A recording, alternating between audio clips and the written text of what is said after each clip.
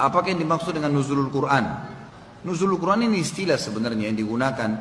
Nuzul artinya turun ya, turunnya Al-Quran. Dikatakan malam nuzul Al-Quran. Sebenarnya ini tidak ada. Kalau dalam syariat kita cari tidak ditemukan malam nuzul Quran. Apalagi umumnya dirayakan, biasanya dirayakan di Indonesia di malam 17 Ramadan. Iya kan?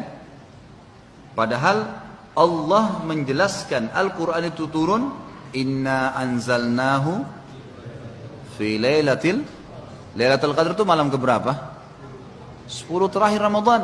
Ngapain dirayakan malam 17? Secara historianya sudah salah. Kan gitu. Al-Quran mengatakan begitu. Dan Nabi Muhammad SAW tidak pernah merayakan secara khusus malam nurunnya Al-Quran ini. Gitu. Allahu a'lam. Itu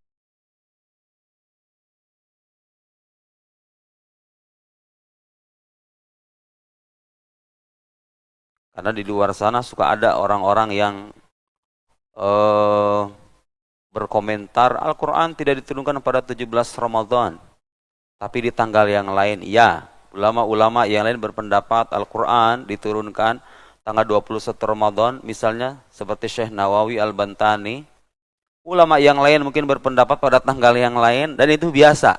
Hatta sejarah hidup Nabi kita pun tanggal kelahirannya itu diperselisihkan.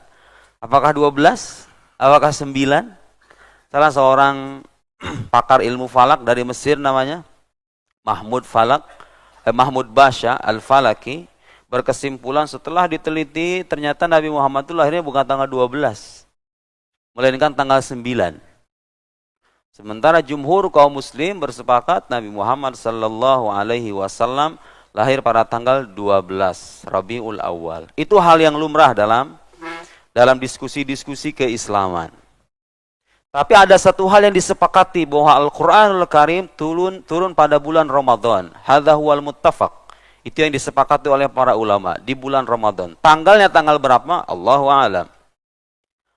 Syekh Muhammad Abu Syahbah, Syekh Muhammad Abu Syahbah, seorang mufassir, ahli ilmu Al-Quran dari Al-Azhar. Beliau menjelaskan dalam salah satu kitabnya, walamma balagha Rasulullah sallallahu alaihi wasallam al-arba'in min umrih. Ketika Rasulullah itu sampai usia 40 tahun, nabba'ahullah. Allah mengangkatnya sebagai nabi, memberinya wahyu, wa auha ilaihi. Wa kana dzalika fi Rabiil Awal, wa kana awwal ma budi bihi nabi minal wahyi ar-ru'ya as-sariqah fin naum. Nabi Muhammad itu sebelum mendapatkan wahyu, Allah berikan pengantar. Beliau itu senantiasa bermimpi sesuatu yang terjadi di keesokan harinya, dan ketika masuk di keesokan harinya, apa yang beliau mimpikan itu benar. Jadi beliau akan menerima wahyu yang sangat agung, hal gaib yang sangat mulia, yaitu wahyu. Allah berikan pengantar supaya tidak kaget. Nabi itu senantiasa bermimpi berkali-kali. Mimpi sesuatu, besoknya terjadi. Mimpi sesuatu, besoknya terjadi lagi. Itu yang disebut dengan ru'ya shadiqah atau mimpi yang benar. Fakana la yara ru'yan illa tahaqqaqa sidquha. Beliau tidak melihat mimpi kecuali terwujud kebenarannya. Jadi setiap kali beliau mimpi, terwujud. Mimpi lagi, terwujud lagi. Sampai kemudian mendapatkan wahyu yang agung. Tanggal berapa itu wahyu diterima? Beliau menjawab, waqad makatha ala hadhil hal sittata ashhur hatta nazala alaihi Jibril wa dzalika fi 17 min Ramadan. Setelah berkali-kali Allah berikan pengantar dengan cara melihat mimpi yang benar, barulah ketika itu malaikat Jibril datang menyampaikan wahyu. Terjadinya kapan? Kata beliau, Fisabi Ashar min Ramadan, pada tanggal 17 Ramadan min hadzal am, dari bulan Ramadan maksudnya. Alama alaihil muhaqqiqun minal ulama, berdasarkan penelitian ulama-ulama yang muhaqqiqun itu artinya bukan sembarang ulama, ulama yang betul-betul mendalam pengetahuannya, namanya muhaqqiqun. Ulama muhaqqiqun berkesimpulan bahwa Al-Quranul Karim pertama kali diturunkan kepada Nabi Muhammad sallallahu alaihi wasallam pada tanggal 17 Ramadan.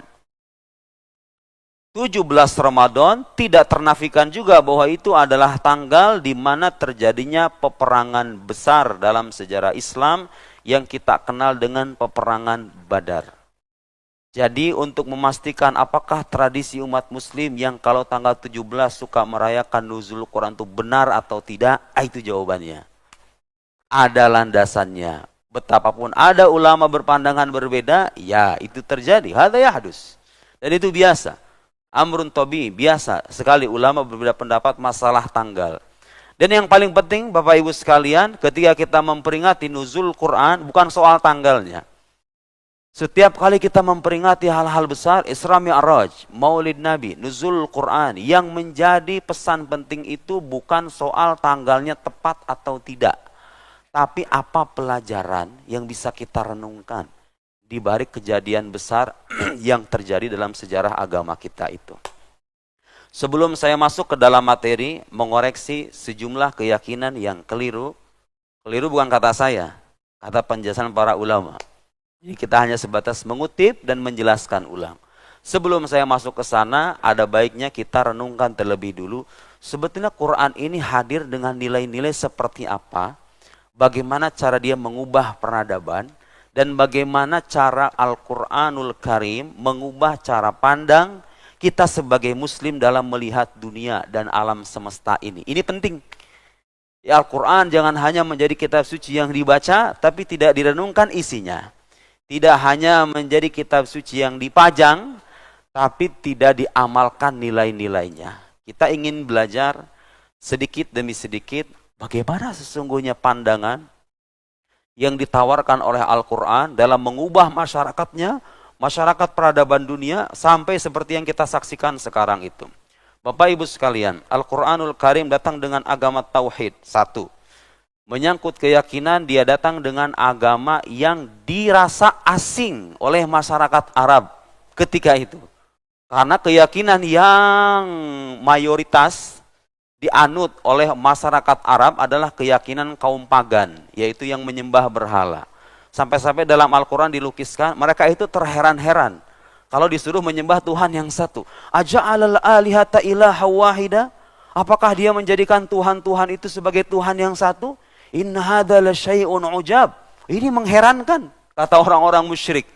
Ya, mereka terheran. Sekarang kita enggak terheran-heran dengan agama tauhid karena sudah menyebar sedemikian luas. Dulu Nabi Muhammad itu tantangan besarnya datang di tengah masyarakat yang mayoritasnya berpandangan musyrik, berkeyakinan musyrik, menyekutukan Allah, menyembah berhala. Ada sebagian kecil masyarakat Arab disebutkan namanya beberapa dalam kitab-kitab sirah yang menganut agama Nabi Ibrahim yang masih bertauhid, tapi itu nggak banyak.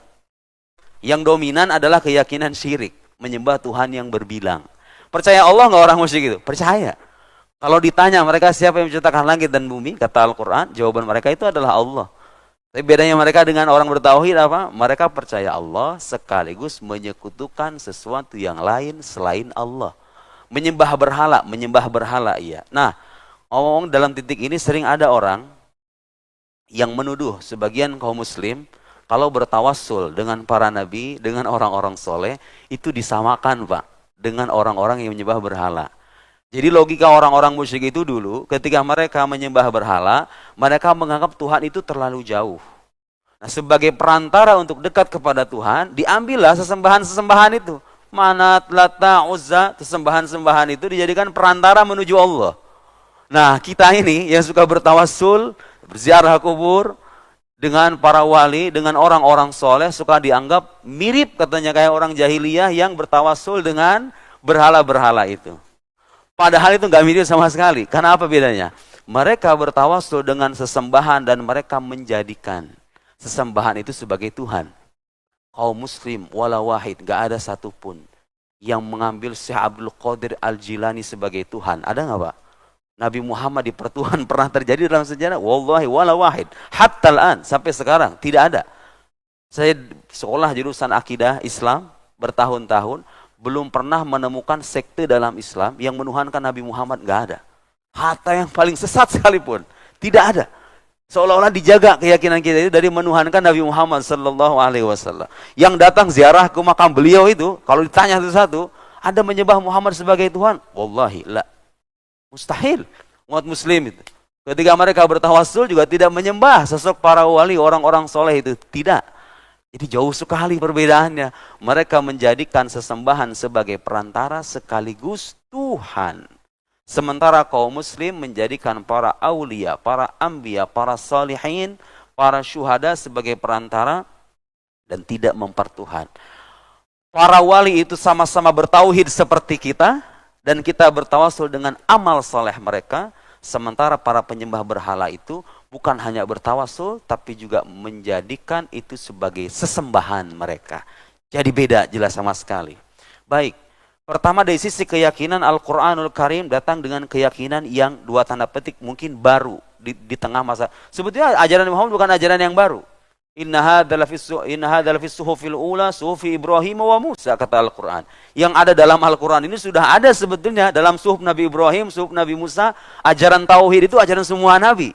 Hanya saja zaman antara Nabi Isa ke Nabi Muhammad itu terlalu jauh sehingga muncul penyimpangan-penyimpangan. Nabi Muhammad ingin mengembalikan ulang keyakinan yang otentik, yang asli itu, yaitu keyakinan tauhid. Di saat masyarakat di zamannya menyembah berhala dan menyekutukan Allah Subhanahu wa taala. Kalau hanya berkeyakinan Tuhan satu, saya kira di sini semuanya kita meyakini itu. Untuk zaman sekarang. Zaman Nabi Muhammad itu terlalu susah sekali untuk meyakinkan orang bahwa Tuhan itu satu. Untuk zaman sekarang itu keyakinan yang mudah untuk kita amini bahwa Tuhan itu adalah zat yang esa. Bagaimana pengejawantahannya dalam kehidupan? Nah, itu persoalan lain. Orang menjadikan Tuhan itu sebagai zat yang satu, tapi dalam faktanya seringkali kehidupan kita, praktek kehidupan kita, gak menyembah Tuhan kadang-kadang, menyembahnya hawa nafsu, menyembah jabatan, menyembah harta duniawi yang kemudian melalaikan kita dari tujuan utama. Subhanallah, Al-Quranul Karim, Pak, kalau kita baca ayat-ayatnya, selalu menyeimbangkan sudut pandang dunia dan akhirat itu. Perhatikan. Bagaimana kalau orang paham Al-Quran dan menjadikan Al-Quran sebagai panduan hidup, dia akan bisa hidup secara berimbang, di dunia bahagia, di akhirat juga gembira. Dalam Al-Quran, Al-Quran itu tahu kita itu manusia yang suka terlena dengan syahwat, terlena dengan perempuan, terlena dengan harta, terlena dengan kendaraan. Zuyyina linnasi hubbus syahawati minan nisa. Dijadikan indah dalam pandangan manusia kecintaan terhadap hal-hal yang diinginkan. Satu, minan nisa, perempuan. Ya laki-laki juga sama. Kalau disebut kata perempuan, laki-laki artinya bagi perempuan ya. Dijadikan indah bagi pandangan manusia sesuatu yang diinginkan dari minan nisa wal banin, anak. Banyak orang terlalaikan oleh anak. Sampai-sampai nggak sholat gara-gara ngurusin anak, ibu. Ada orang tua kayak begitu? Ada. Wal banin wal qanatiril muqantarah, dan harta yang bertumpuk minaz zahabi wal fiddah, dari emas dan perak. Kalau zaman sekarang kita ATM yang bertumpuk-tumpuk. Minaz zahabi wal fiddati wal khailil musawwamah, dan kuda-kuda yang menawan, kendaraan. Zaman sekarang Pajero, Fortuner, Alphard, apalagi Ferrari, Lamborghini itu. Kalau dulu kan orang dulu berkuda, ya sekarang kan tuh kendaraannya begitu. Naluri manusia kan sebetulnya cinta sama yang begituan itu. Jadi Al-Quran gak mengingkari. Wal khailil musawwamati wal an'am, hewan ternak. Banyak para pecinta hewan zaman sekarang itu rela dia mengorbankan duit ratusan juta demi hewan-hewan yang langka itu. Betul gak? Tuh lihat, Al-Quran itu gak menafikan kecenderungan dalam diri kita, kecintaan terhadap semua hal itu. Wal khailil musawwamati wal an'ami wal harth, dan tanaman. Banyak orang terlenakan dengan yang kini juga, yang dengan tanam. Wal an'ami wal harth, dzalika mataul hayatid dunya. Setelah disebutkan, iya, seolah-olah Allah yang ingin berkata begini, aku tahu kalian itu cinta kepada perempuan, cinta kepada harta duniawi, kendaraan, hewan ternak, dan seterusnya. Tapi Allah mengingatkan, dzalika mataul hayatid dunya. Tapi itu kenikmatan duniawi. Dunia itu artinya dari kata dunu, artinya dekat, rendah, pendek. Itu kenikmatan yang pendek. Allah mengingatkan, dzalika mataul hayatid dunya wallahu indahu husnul ma'ab. Lihat bagaimana Quran menyadarkan kita. Apakah kalau gitu tinggalkan semua kecintaan itu? Enggak. Anda mencintai anak, mencintai istri, mencintai suami, suami mencintai istri, mencintai kendaraan, bukan hal yang sepenuhnya negatif. Tapi Allah Subhanahu wa taala melalui Al-Qur'an memalingkan dan menyadarkan kita bahwa ada yang lebih berharga ketimbang itu. Yang itu tuh semuanya nikmat yang pendek, nikmat yang rendah. Kata Allah Subhanahu wa taala selanjutnya apa? Qul a'unabbi'ukum bi khairim min dzalikum. Mau enggak aku kabarkan kepada kalian sesuatu yang lebih baik dari semua itu. Dari yang tadi disebut itu. Lilladzina taqaw 'inda rabbihim jannatun tajri min tahtihal anhar khalidina fiha wa azwajum mutahharatu wa ridwanum minallah wallahu basirum bil ibad. Mau enggak aku kabarkan? Ya, kamu suka dengan kendaraan, suka pasangan dan lain-lain, mau enggak, tapi ada kenikmatan yang lebih tinggi dan lebih besar dari semua itu. Apa itu? Jannat, sorga yang mengalir di bawahnya sungai-sungai, kemudian wa azwajum mutahharah, ada pasangan-pasangan yang disucikan. Kalau yang sekarang tergoda dengan perempuan, ya nggak apa-apa, itu normal manusiawi. Orang tergoda dengan perempuan, tapi ada yang lebih mulia, ada kenikmatan yang lebih dahsyat dari semua itu, yang lebih tinggi derajatnya di alam wa azwajum mutahharah, dan yang terakhir apa? Waridwanum minallah, keridhaan dari Allah Subhanahu wa taala. Lihat, Al-Quranul Karim tidak menafikan karakter manusia yang mencintai dunia, tapi dalam saat yang sama mengingatkan mereka, kamu jangan terpukau sama itu aja ya. Ada yang lebih baik ketimbang itu semua. Lihat, sekarang kalau kita berkaca dengan diri kita sebagai muslim, apakah bisa meneladani pesan-pesan semacam itu? Tidak menjadikan dunia sebagai tujuan utama, tapi menjadikan akhirat sebagai tujuan yang sesungguhnya. Jarang. Nah, kita ini umat Al-Quran yang berpegang teguh kepada Al-Quran, tapi nilai-nilainya jauh dari Al-Quran. Lihat lagi Pak, banyak orang dulu di zaman masyarakat Arab dulu, sampai sekarang sebetulnya, bangunan logika yang mengatakan bahwa kehidupan yang sejati itu hanya kehidupan dunia saja. In hiya illa hayatuna dunya namutu wa nahya wa nahnu bimab'utsin, kata orang-orang kafir. Kehidupan yang sejati itu ya kehidupan dunia sekarang aja. Kita hidup, kita mati. Wa ma nahnu bimab'utsin, kita nggak akan dibangkitkan. Tuh. Ya sekarang kan ada Pak, orang-orang logikanya kayak begitu. Dulu juga ada.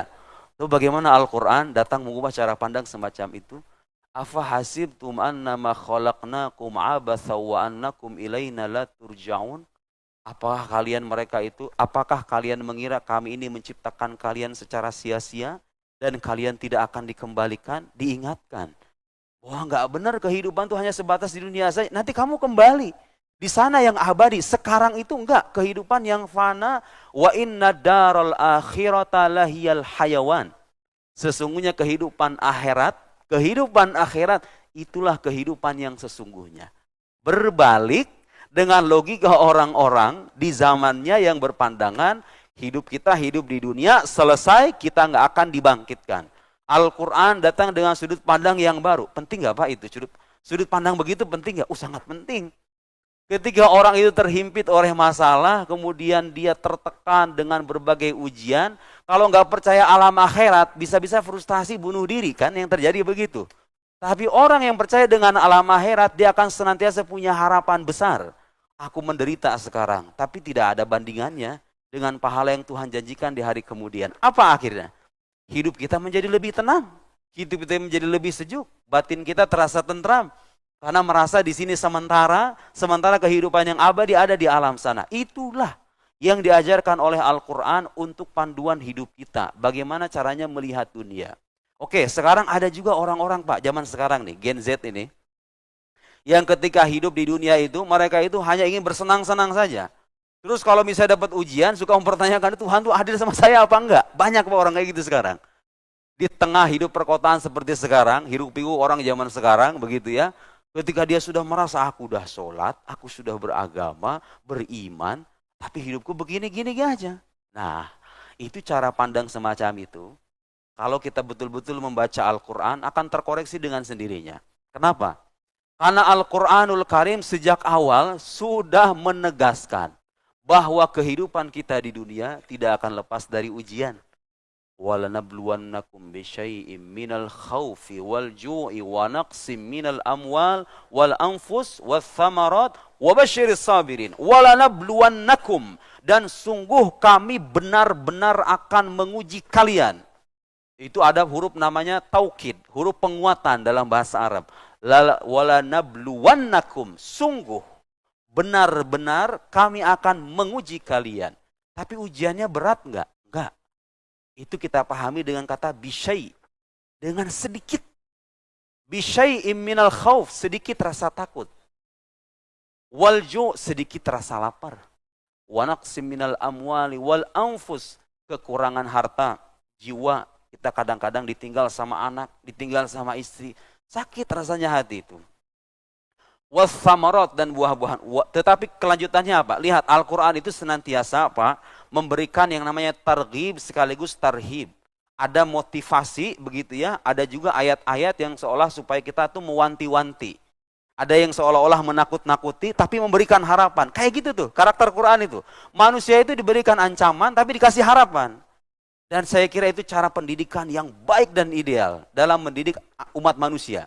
Mau itu anak, mau itu murid, mau itu santri. Cara mendidik yang benar itu begitu.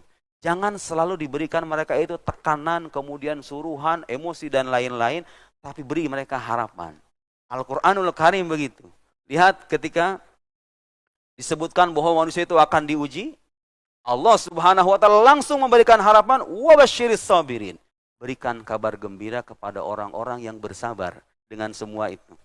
Siapa itu yang bersabar? Alladzina idza ashabathum musibah qalu inna lillahi wa inna ilaihi rajiun. Orang-orang yang ketika ditimpa musibah, mereka tuh bukan mengeluh, tapi bilang enggak cuma dengan lisan tapi dengan hati juga. Inna lillah. Kita ini milik Allah. Karena kita milik Allah, kita nggak bisa ngapa-ngapain, udah selesai. Tugas kita hanya berusaha sebisa mungkin, titik. Kita ini milik Allah. Tuh lihat. Itu keyakinan luar biasa, Pak. Kalau di ayat itu, inna lillah, kita ini milik Allah. Anda ini bukan penguasa, bukan yang bisa mengatur segala-galanya. Anda itu hamba. Lihat, subhanallah. Kalau orang itu betul-betul memahami.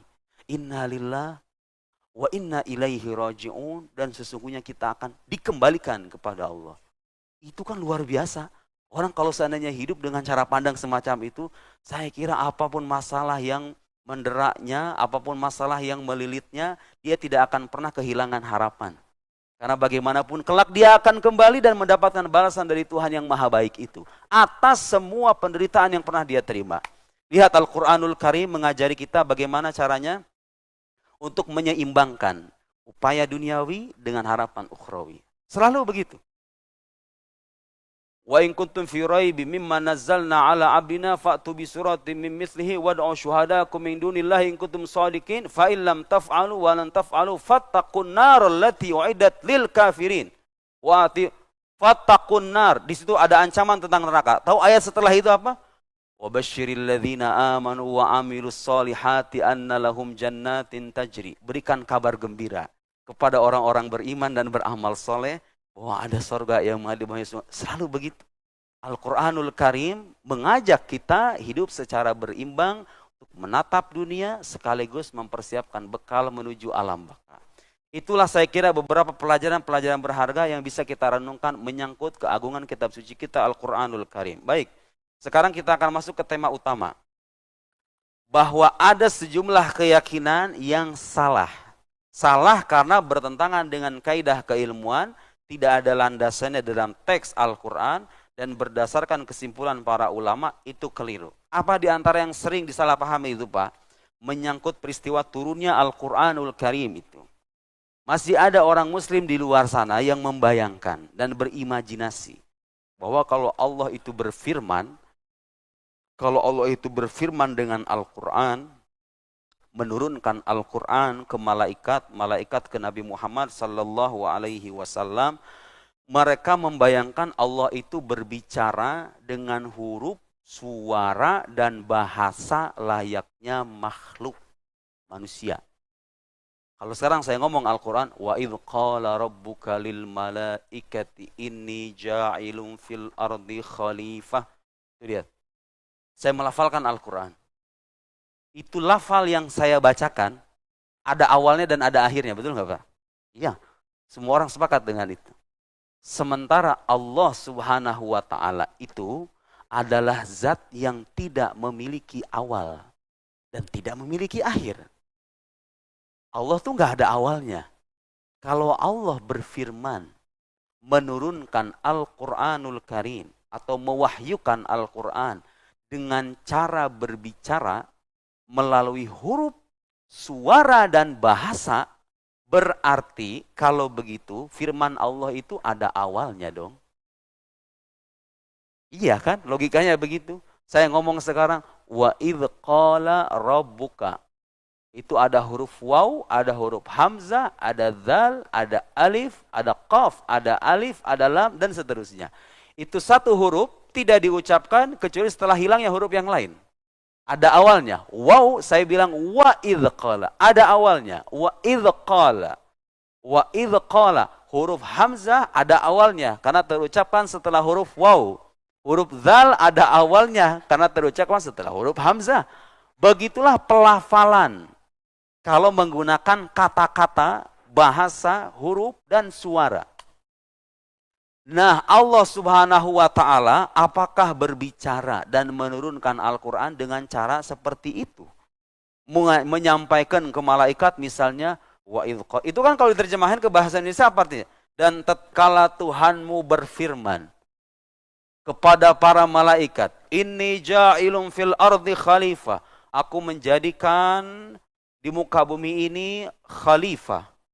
Apakah Allah itu bicara dengan begitu? Inni ja'ilun fil ardi khalifah. Apakah begitu? Tidak, Pak. Allah itu firman-Nya tidak terdiri dari huruf, suara, bahasa, tidak ada awal, tidak ada akhir. Terus bagaimana? Pasti nanya begitu. Terus bagaimana Allah bicara? Allah berbicara dan cara bicaranya tidak seperti makhluk. Titik. Gak bisa ada rincian kaifiahnya, gak ada. Tapi kan lebih gampang Pak Ustadz melihat Allah itu bicara seperti halnya makhluk. Dia dengan suara, dengan huruf, tapi beda dengan kita cara pelafalannya. Tahu nggak apa resikonya Pak? Kalau dikatakan bahwa Allah berbicara seperti halnya makhluk, menyampaikan firman layaknya makhluk, kayak saya sekarang bicara berceramah ini, mengutip ayat Al-Quran, Bapak menyimak, saya melafalkan. Apa konsekuensinya? Konsekuensinya itu bertentangan dengan prinsip ketuhanan yang menyebutkan bahwa Allah itu qadim. Tidak ada awalnya. Tidak ada awal. Memang bagi orang awam itu paling gampang membayangkan Allah itu bicara, inni ja'ilun fil ardi khalifah. Itu ya misalnya, atau dengan contoh-contoh yang lain di mana Allah dikatakan berfirman dengan A. Terus kita bayangkan Allah ngomong kayak begitu. Bagi orang awam. Bagi orang-orang yang imannya lurus, tidak seperti itu. Mari kita bacakan sekarang bahwa nuzul Al-Quran itu bukan dalam arti Quran itu berpindah terus.